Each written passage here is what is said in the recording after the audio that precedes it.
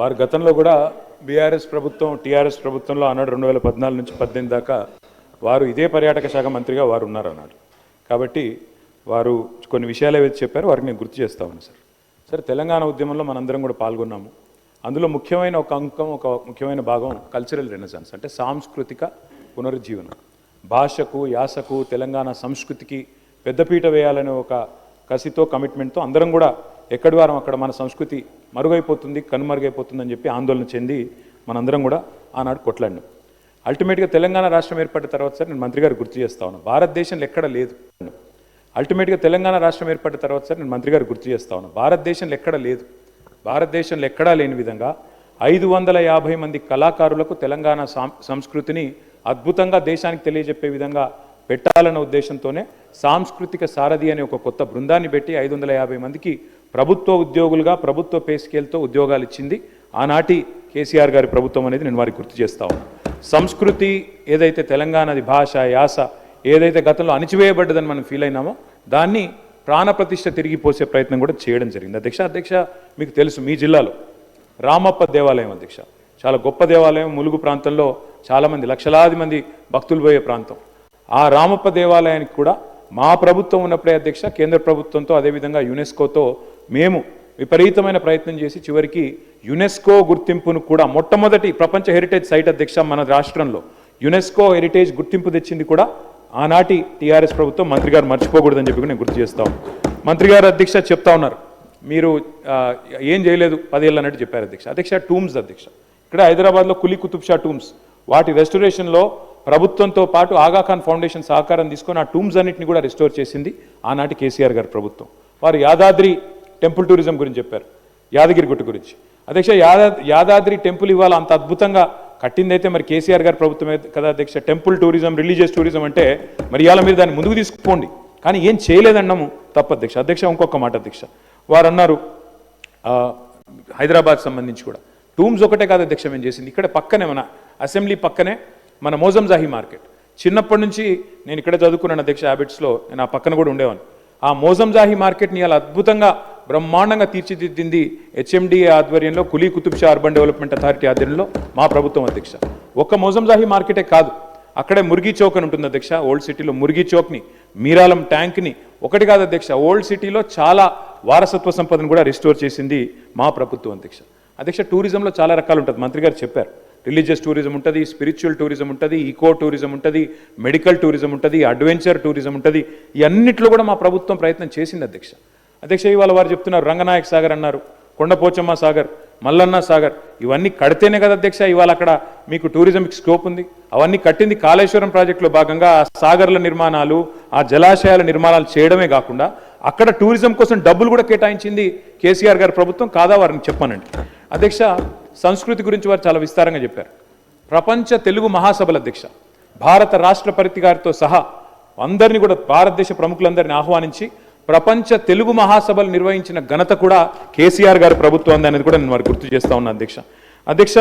ఒక మహాసభలే కాదు అధ్యక్ష, గ్లోబల్ ఆంటర్ప్రినర్షిప్ సమిట్ ఆనాడు ప్రధానమంత్రి నరేంద్ర మోడీ గారు, ఇవాంకా ట్రంప్ గారు వారందరూ వచ్చినప్పుడు 2017లో ఆనాడు మంత్రి గారు కూడా ఉన్నారు, ఇక్కడ మంత్రిగా ఉన్నారు, అక్కడ మంత్రిగా ఉన్నారు మాతో పాటు. అప్పుడు గ్లోబల్ ఆంటర్ప్రినర్షిప్ సమిట్ కూడా నిర్వహించాం అధ్యక్ష. బుద్ధవనం అధ్యక్ష మా నాగార్జున సాగర్లో జానారెడ్డి గారు ప్రారంభిస్తే దాన్ని మేము పూర్తి చేసి ఇనాగరేట్ చేసి ఇవాళ జాతికి అంకితం చేసి 200 ఎకరాల పైచిల్క్ అధ్యక్ష. అక్కడ మరి స్పిరిచువల్ టూరిజంలో భాగంగా బుద్ధవనాన్ని కూడా పూర్తి చేసింది కేసీఆర్ గారి ప్రభుత్వం అధ్యక్ష. అంతెందుకు అధ్యక్ష, మంత్రి గారు సొంత నియోజకవర్గం కొల్లాపూర్లో కూడా ఆయన ఎంతసేపు సిరిసిల్ల సిద్దిపేట అంటున్నారు, కొల్లాపూర్లో కూడా అధ్యక్ష సోమశిలలో నేను మంత్రి గారు పోయి స్వయంగా ఆనాడు ప్రారంభోత్సవం చేసినాం అధ్యక్ష. అక్కడ బ్రహ్మాండంగా టూరిజం కోసం అక్కడ రిసార్ట్లు కట్టి, వాటర్ ఫ్రంట్లో బ్రహ్మాండమైన కాటేజీలు కట్టి వాటిని కూడా పూర్తి చేసింది కేసీఆర్ గారి ప్రభుత్వం అధ్యక్ష. వరంగల్లో కాలోజీ కళాక్షేత్రం అధ్యక్ష, ఇప్పుడు వారు చెప్పారు మంత్రి గారు పూర్తి చేశామని. 95% మేము పూర్తి చేసినాం సార్, ఒక 5% ఇక మరి పప్పంతా ఉడికినాక ఉప్పు వారు వేసినారు, గంట కలిపేసినారు, ఇప్పుడు మేము చేసినామని చెప్తున్నారు. సంతోషం అధ్యక్ష. నేను ఒకటే అడుగుతా ఉన్నా అధ్యక్ష, నేను మంత్రి గారి నుంచి సూటిగా స్పష్టంగా అడిగేది ఒకటే అధ్యక్ష, ఇక్కడ డాక్టర్ బాబాసాహెబ్ అంబేద్కర్ విగ్రహం అధ్యక్ష, భారతదేశంలోనే కాదు ప్రపంచంలోనే అతిపెద్దదైన బాబాసాహెబ్ అంబేద్కర్ విగ్రహం 125 అడుగుల విగ్రహాన్ని పెట్టాం అధ్యక్ష. మరి ఎందుకు అది టూరిజం సర్కిట్లో పెట్టడం లేదు? ఎందుకు అక్కడ తాళాలు పెట్టి ఎందుకు ఆయనను బందీగా పెడుతున్నారు? ఈ ఏప్రిల్ 14th కన్నా కనీసం తెరుస్తారా? వివిధ రాష్ట్రాల నుంచి వస్తున్నారు, ఇవాళ అంబేద్కరైట్స్ ఉంటారు, వాళ్ళందరూ వస్తున్నారు. మరి వాళ్ళకు కూడా అదొక పర్యాటక కేంద్రంగా మారింది. ఎందుకు డాక్టర్ బాబాసాహెబ్ అంబేద్కర్ గారిని బందీగా సంఖ్యలలో పెడుతున్నారు మంత్రి గారు చెప్పాలి. అదేవిధంగా తెలంగాణ అమర జ్యోతి అధ్యక్ష, తెలంగాణ అమరవీరులకు చిహ్నంగా మనం కట్టుకున్నాం, దాన్ని కూడా ఇంతవరకు డెవలప్ చేయట్లేదు. దాన్ని కూడా దయచేసి కన్సిడర్ చేయండి అధ్యక్ష. ఒక కంప్లీట్ చేస్తున్నా అధ్యక్ష, నేను సబ్జెక్టే మాట్లాడుతాను అధ్యక్ష. తెలంగాణ కవులు కళాకారులు గోరేటి వెంకన్న గారు మహబూబ్నగర్ జిల్లాకు సంబంధించిన ప్రజా కవి, అదేవిధంగా దేశపతి శ్రీనివాస్ గారు, అదే మాదిరిగా రసమై బాలకృష్ణ గారు, వీరందరినీ కూడా చట్టసభలకు తీసుకొచ్చింది కేసీఆర్ గారు కాదా అధ్యక్ష? అధ్యక్ష నేను వారిని మంత్రి గారిని అడుగుతా ఉన్నా అధ్యక్ష, స్పష్టంగా క్లారిఫికేషన్. మీరు చెప్పారు టూరిజం పాలసీ తెచ్చినామని. ఓఆర్ఆర్ని టీఓటీ పద్ధతుల్లో, ఓఆర్ఆర్ని ఔటర్ రింగ్ రోడ్ని టీఓటీ పద్ధతుల్లో మరి 33 ఏళ్ళకి ఇస్తేనేమో అది ఘోరమైన తప్పిదం అన్నారు అధ్యక్ష, చాలా పెద్ద స్కామ్ అన్నారు. మరి నేను అడుగుతా ఉన్నా మంత్రి గారిని, మీ టూరిజం పాలసీలో చెప్తున్నారు 99 ఏళ్లకు ప్రైవేట్ వ్యక్తులకు లీజ్ ఇస్తామని చెప్పి మీ టూరిజం పాలసీలో పెట్టినారు. మరి ఇది కరెక్టేనా? ఇది చేయవచ్చునా? అంటే 33 ఏళ్లకు ఓఆర్ఆర్ ఇస్తే అది పెద్ద స్కామ్ అవుతుంది.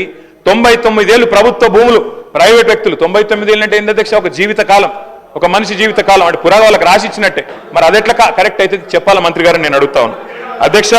చివరిగా నేను ఇంకొక మాట చెప్తా ఉన్నా అధ్యక్ష, నాకు మంత్రి గారు చెప్పింది ఏంటో నవ్వాలా ఎడవాలో తెలియట్లేదు.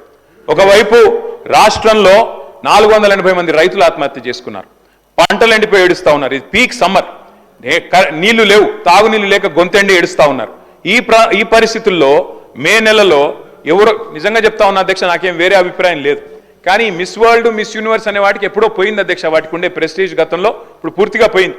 కానీ అదేదో పెద్దదో సాధించుకొచ్చినట్టు, అదే అంతర్జాతీయ ఈవెంట్ ఏదో ఇక్కడ జరిగితే ఏదో రాష్ట్రానికి లాభం వస్తుంది, మేమేదో అడ్డుకుంటున్నట్టు నేను అడుగుతా ఉన్నా అధ్యక్ష వారిని.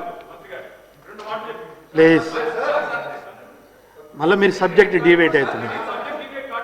సబ్జెక్టు వారిదే సార్, వారే చెప్పిన మాట. ఏమన్నారు సార్ వారు? ఈ మిస్ వరల్డ్ పోటీల వల్ల క్లారిఫికేషన్ పోయి విమర్శలు. ఎస్ సార్, విమర్శ ఏముంది సార్, వారు క్లారిఫికేషన్ అడుగుతున్నా. మిస్ వరల్డ్ పోటీల వల్ల ఆదాయం వస్తుంది రాష్ట్రానికి, కొలువులు వస్తాయి, ఉద్యోగాలు వస్తాయి అన్నారు.